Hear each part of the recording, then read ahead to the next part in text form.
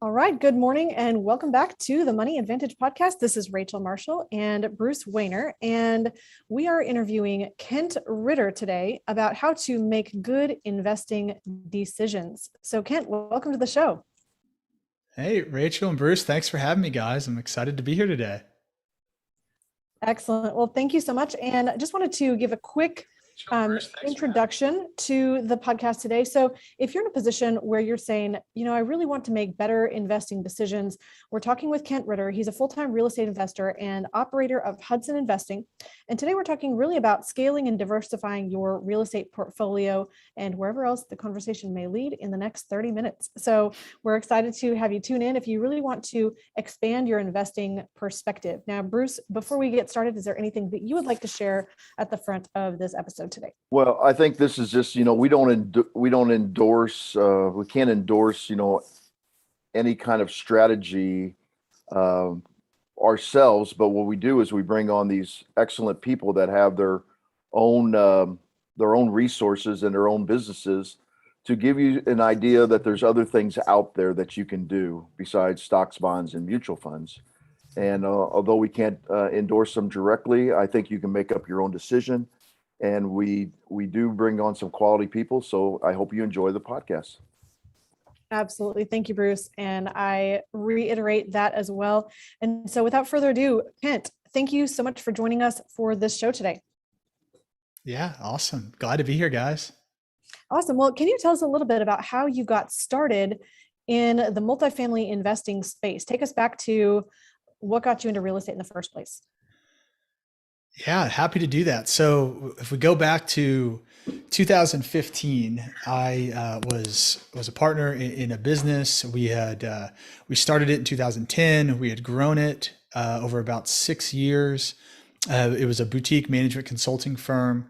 We got it to about 95 employees and 30 million in annual revenue, and then decided in 2015 it was the right time to exit. So at the end of 2015, we sold the business. And I had this capital from selling the business, and I honestly didn't really know where to put that capital. I knew I didn't want to have it all in the stock market. I didn't want all my eggs in one basket and riding that roller coaster.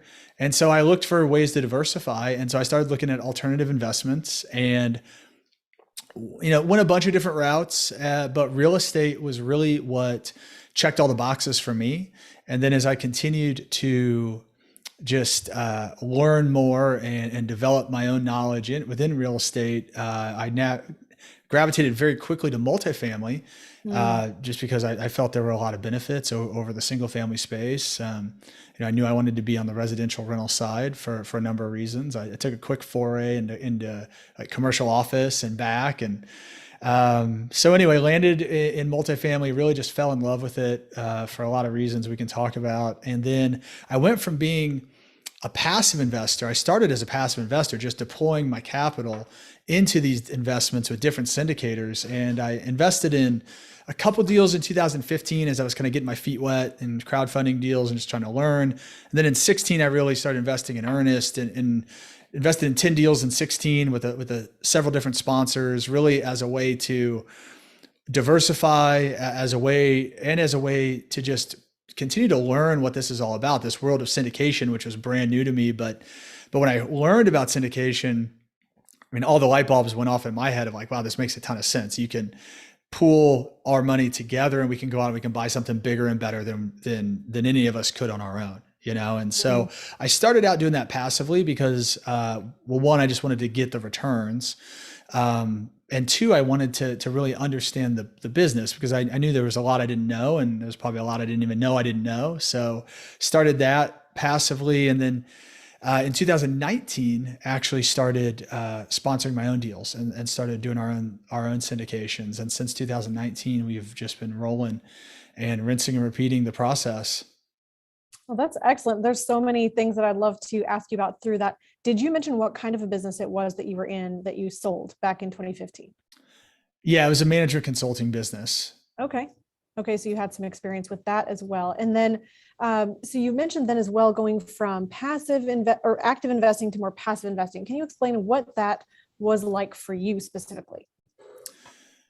Yeah, so passive investing, what that means is in this context is it means you're investing your money with a deal sponsor, with a syndicator, with someone who is, with the person that's finding the deal, putting the deal together, securing the debt, right?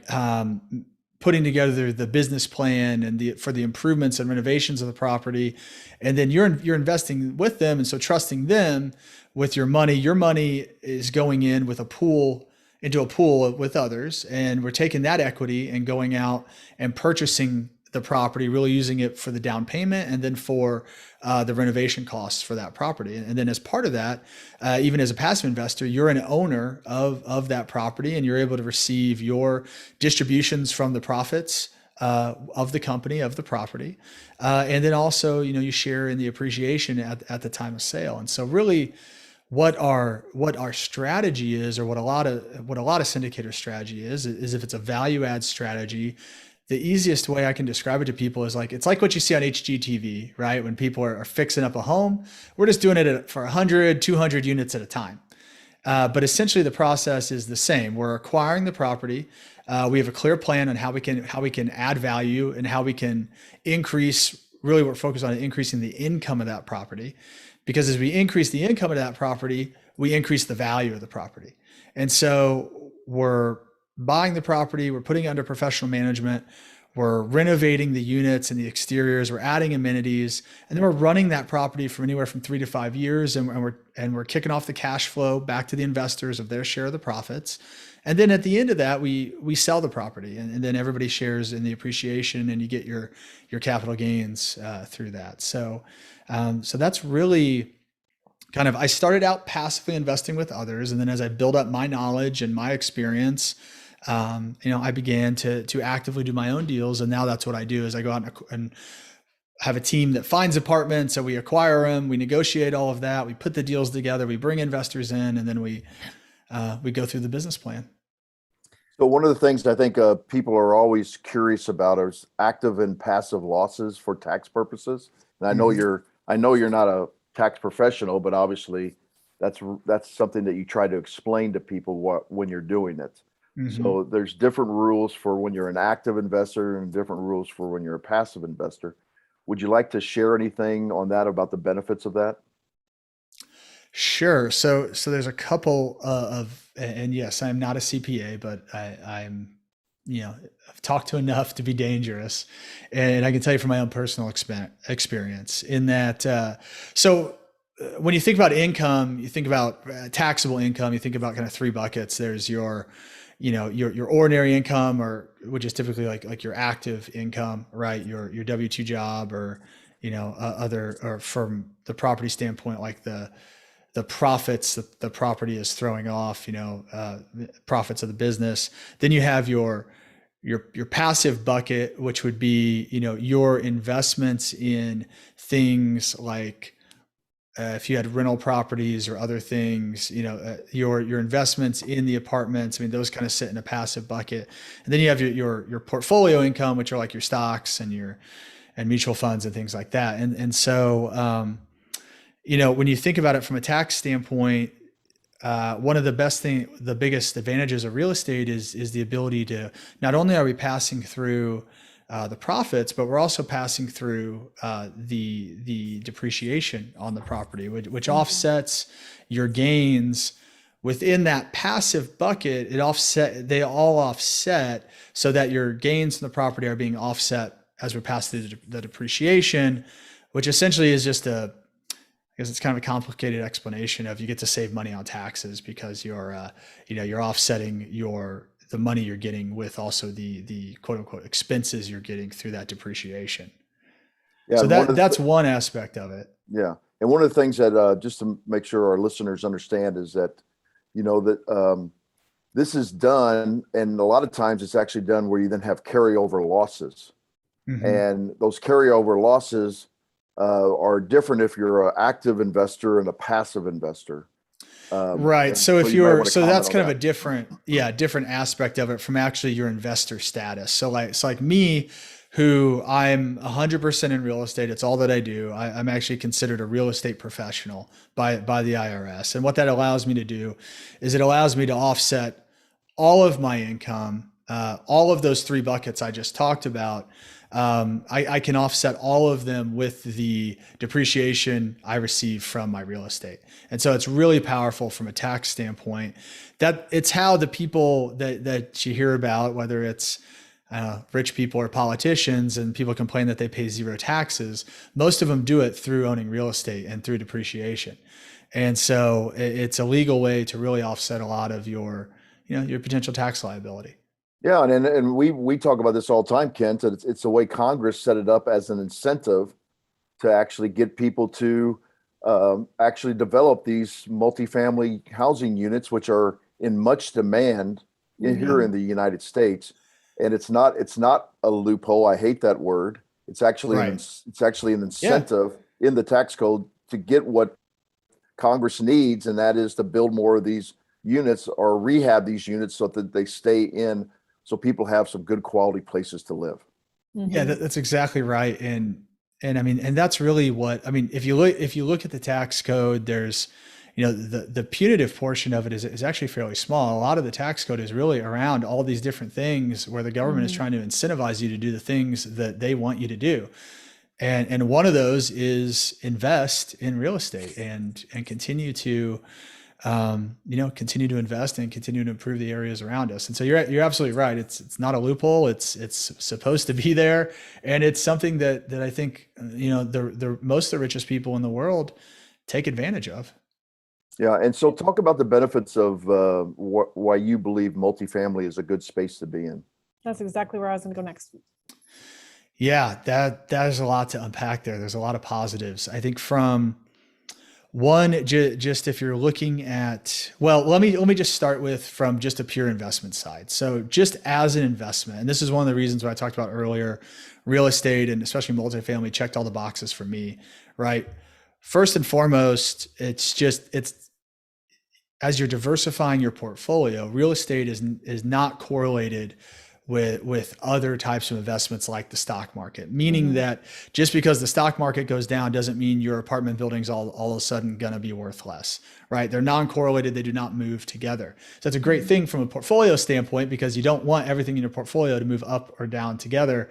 Otherwise you're not diversified. So there was that non-correlation because I already had a brokerage account. I already had my money in the stock market. I wanted something else that would protect me when the stock market drops. So that was a big one.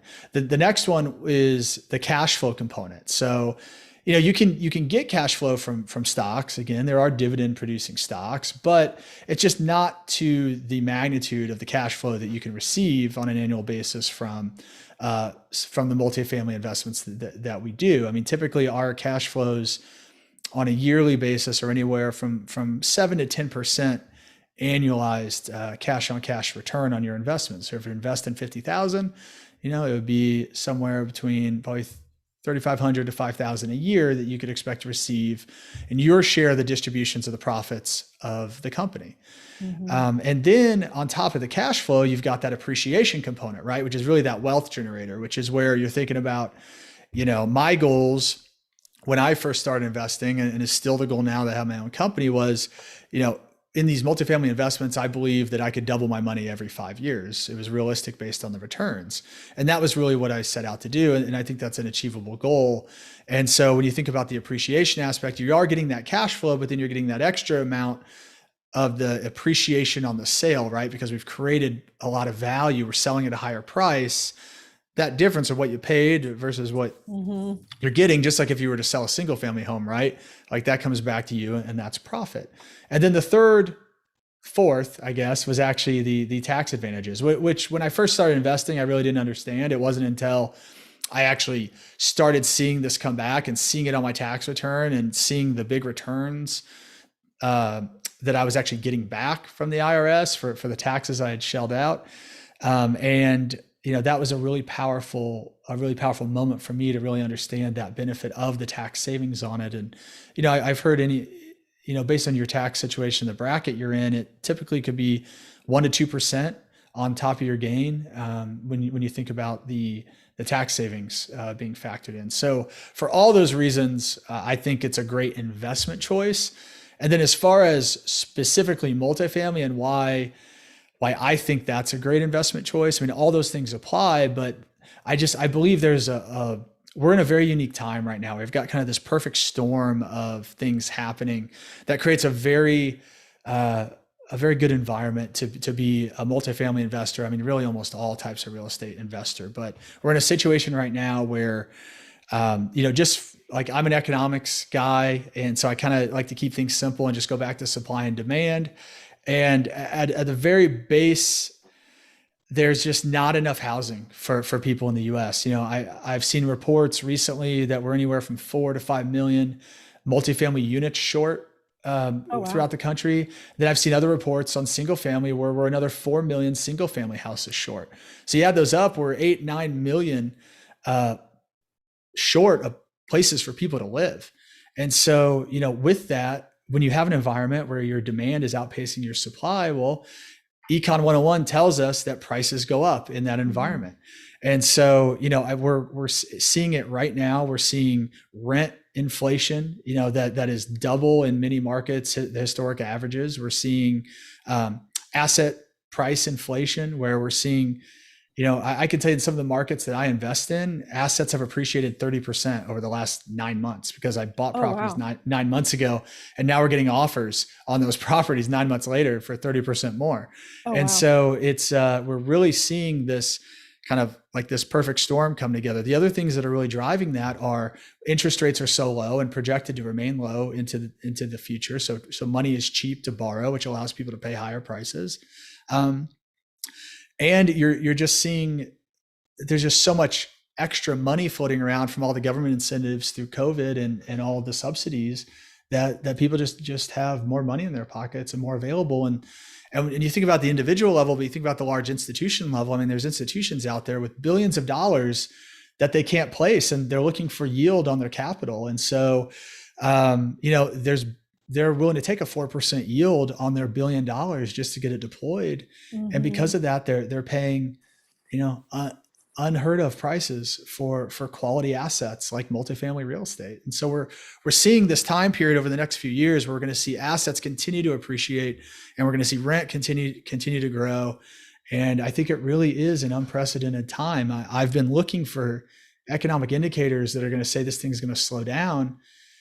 Because, you talk to people and people say, we're at the top. We've got to be at the top. Well, people were saying the same thing in 2014, and you could have thrown a dart at a wall in 2014 and hit a property and made a boatload of money on it. Mm-hmm. And so not that things continue forever, but I think we've got a pretty clear picture over the next couple of years that we're in a unique time for multifamily. There's a thirst for the asset like never before. And because of that, we're seeing all that appreciation that we're talking about. I'm really glad. Go ahead, Bruce. Well, I was just going to say one of the things, even if the market does, rebalance, it's only going to rebalance as far as the appreciation. The cash flow is still going to come from rents because people have to live somewhere.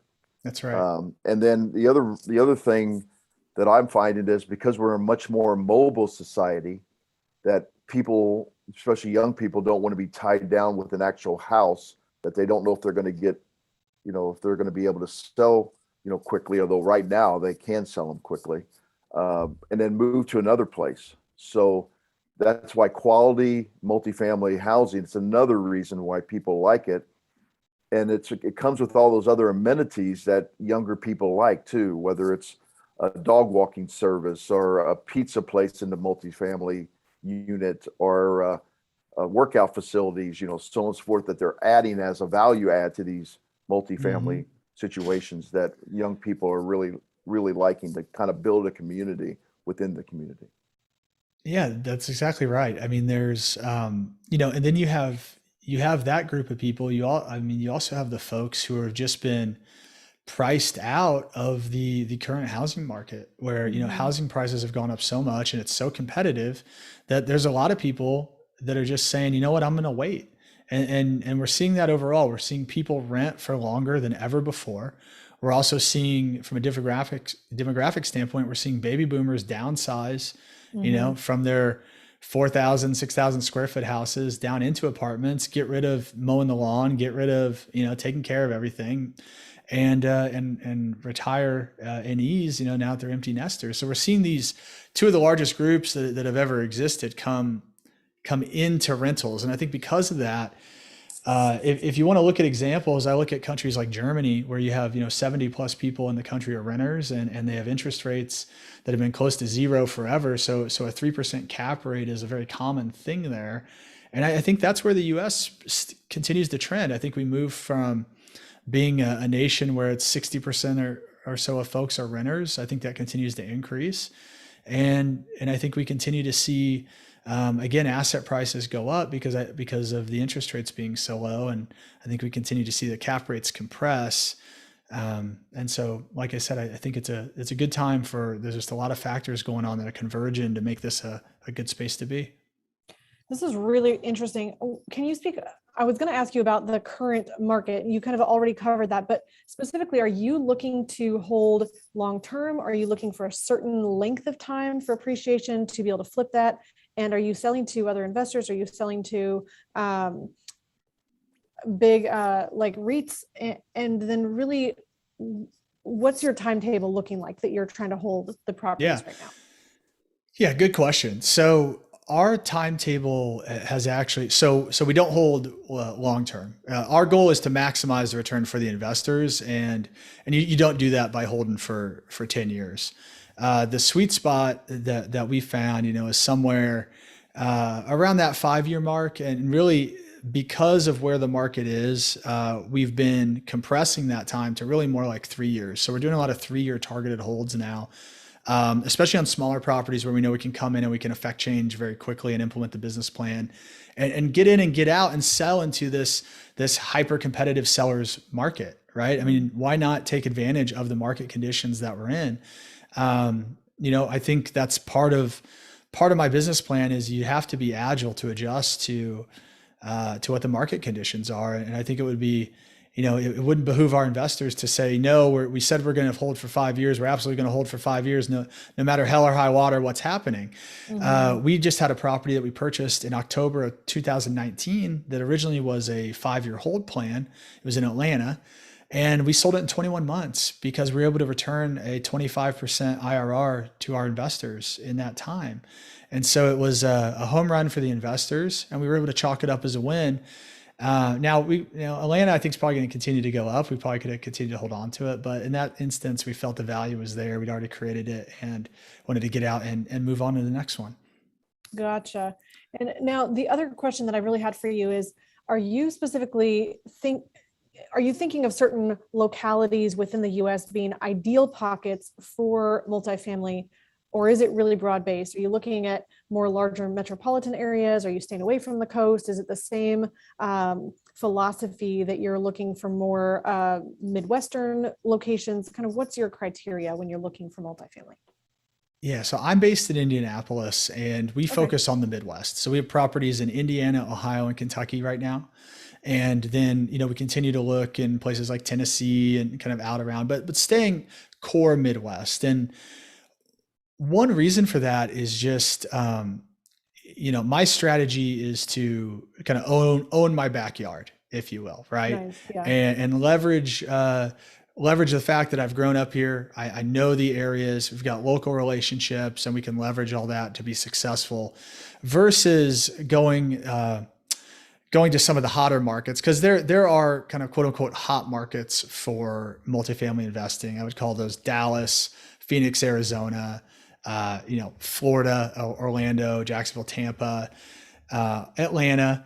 But for me, the competition there is so high that, you have anywhere, it's not uncommon to have 20 to 30 people bidding on a single property. And in that environment, I think it's very difficult to buy it at a good price and to not get emotional and not overpay because you're attached to a bidding war. And for me, and I think this is a general truism of real estate, it's like you make your money when you buy. Mm-hmm. If you buy it at the right price, you're going to be fine. When you pay too much, you're constantly chasing to try to catch up on that. So really, for me, being in the Midwest, I think is a value to investors, because most of your options out there, if you're looking at people to invest with in apartment syndications, I'd say 90% of the people are going to be in those cities I just mentioned. So I'm an option where I can allow people to diversify. I mean, a lot of people come to me and say, I like you're in the Midwest because I don't have any properties in the Midwest. And for me, the Midwest is, we're seeing great growth. Cities like Indianapolis, Louisville, Lexington, Cincinnati, all these cities are seeing fantastic growth. A lot of it's been buoyed by the logistics boom, because the Midwest is so centrally located that, in Louisville, UPS has their North American headquarters there, their UPS Worldport. And in Indianapolis, FedEx has their second largest facility in the world, based in Indianapolis. And then up and down every highway, you've got Amazon distribution centers, Walmart distribution centers, and everything else in between. I mean, there's warehouses popping up like crazy along all the highways. And part of that is because of our centralized location. You can reach like 75% of the US within a day's drive from Indianapolis. And so we're benefiting from this. We're benefiting from just general stability. I mean, the Midwest is known for being a very stable place to invest. We've got higher cash flows than if you're investing in those hotter markets, because our cap rates are relatively higher. So what that means is you're buying at a relatively better value. So if you're a cash flow investor, you're going to get better cash flow. And we're still, like I described, seeing incredible appreciation at the level of 30% in over 9 months. So I think there's a lot of positives in the Midwest. The Midwest has just historically been kind of overlooked. You hear a lot of the news about people moving to the Sun Belt and moving to other places, but like, to me, that's okay. I'd prefer people continue to compete down in those markets, and we'll just stay in our little pocket up here. Love it. Love it. You also really talk about kind of the benefit or advantage of buying smaller properties versus, or maybe it's the advantage over buying smaller properties. But can you talk about that? Sure. And like, small is relative. So small to me is like anything under 150 units, let's say. So a lot of the properties that we've been buying, and really leveraging our local relationships to go direct to seller, or long-term broker relationships in some of the more local folks. And again, avoid the competition, go directly to the source, are, 30, 50, 70 unit properties, where they're long-term, mom and pop style owners, right? Where we know there's a clear value add, where we can come in and we know they're under market rent. We can immediately bring them up to market, and we know there's a clear value prop there. And so we've had a lot of success in these type of properties, because those are properties that the larger players, you mentioned the REITs and everybody else, they're not going after, because they all play in the 200 unit plus space, which again increases the competition in that 200 plus space. So we found a nice pocket below that where, again, we're clearing out a lot of that competition. We can be a very competitive buyer, because I'd say we're more sophisticated than the groups that are, maybe had 10 units and now they're trying to get their first 50 or something, right? We've got a solid track record, and we can be a very compelling buyer in that environment versus, again, competing with the larger REITs and institutions of the world. So that pocket of about 30 to 150 units, we've seen better value profiles or better return profiles on those investments. And so, yeah, we've got this kind of sweet spot working here. That's excellent. Well, let our listeners know if they did want to reach out to you for more information, if they were interested in finding out more about the investments that you have with Hudson Investing, how can they connect with you, and do they need to be an accredited investor? Yeah, good question. So you can reach me at kentritter.com. You can just go to my website, and you can sign up there you can fill out our investor application. You can, you can set up a call with me to get on our deal list to see what deals that we have. You can sign up for our newsletter. We've got my podcast, you can access their blog, all host of things to do. And as far as being an accredited investor, some deals require you to be an accredited investor, but not every deal that we do does require you to be an accredited investor. If you're not an accredited investor, for those type of deals, it does require us to have a pre-existing relationship before I can actually talk to you about any of the deals that we're doing. So what that means is we need to have some phone calls, and we need to build a relationship before that. So I encourage you, if you are interested, to get on our list and set up a call, and we'll set up a series of calls from there to build that relationship and get to know you and your investing goals, so that eventually I can offer you the type of investments that we've been talking about. That's excellent. Well, I think this has been a really interesting and insightful and eye-opening question. I know we talk about a lot of alternative investments. We talk about we've had people on with in the multifamily space before as well, but it's interesting having your unique perspective and just hearing your experience in the field. And so, if you are listening and you're thinking and asking that same question that Kent had at the beginning, where do I put my cash that I don't just want to plug that back into the stock market? This might be a part of your solution. We do talk about that on a regular basis. And Kent, I'm not sure how familiar you are with privatized banking or infinite banking, but that's one of the key pieces that we help our clients with as well, to be able to storehouse or warehouse their cash in a safe place that is liquid and growing and accessible.